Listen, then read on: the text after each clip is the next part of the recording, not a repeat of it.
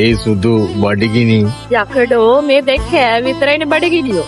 අනේ මේ ඒ උනාට චුට්ටයිනේ කෑවේ ආයි බඩගිනි. හරි හරි යංක ගෙදර මම මොන හරි හදලා දෙන්න.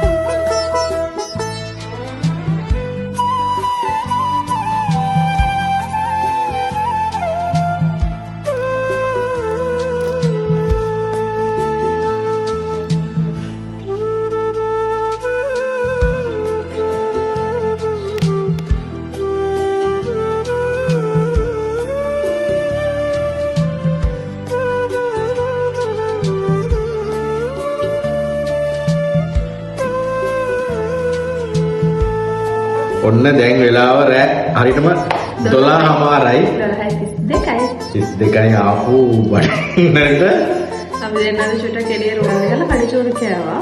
හරි මට ඒක එන්න හැදෙනම බඩින්නක් කරනවා. ආයෙත් කන කරත් දෙන්නේ ඔව් කුච්චිරීකින් අපි පාන් එකක් ගෙනද මෙයා කෑමක් ටෙස්ට් කරා. මේක දාලා නමක් දාගෙන යන්න මම මේක කාලික් බ්‍රෙඩ් වගේ රසදායි.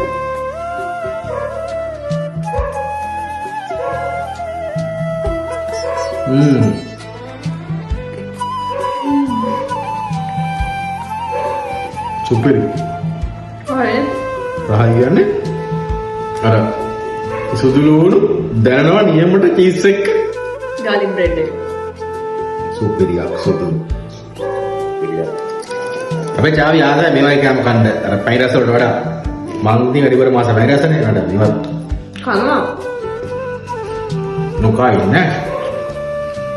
එහෙනම් ඉතින් දැන් කාලා බීලා කේතලේ සද්ද හිමක් ගන්න. කේතලේ ඉන්න හොඳ කෝපි එකක් හදාගන්න. දැන් අපි දැන් කනවා. කාලා අයලත් වීඩියෝ එකකින් එන්න. එහෙනම් හැමෝටම Bye. බයි.